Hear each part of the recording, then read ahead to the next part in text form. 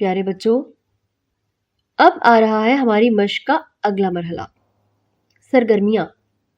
سوال نمبر 10، گروہ بنائیں اور دیے گئے الفاظ کی درست ادائی کریں۔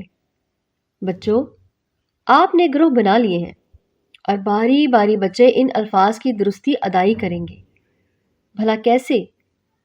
یوں، میں آپ کے سامنے ان الفاظ کی درست ادائی کرتی ہوں: خربوزہ، بارش، تربوز، کہانیاں، درمیانی، کشمیری۔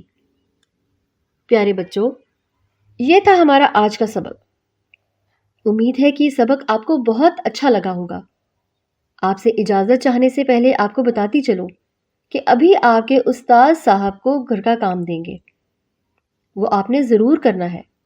ہاں، اس سے پہلے وہ سبق کا اعادہ بھی کرائیں گے تاکہ آپ کو سیکھی گئی باتیں یاد آ جائیں۔ انشاءاللہ اگلے سبق میں پھر ملاقات ہوگی۔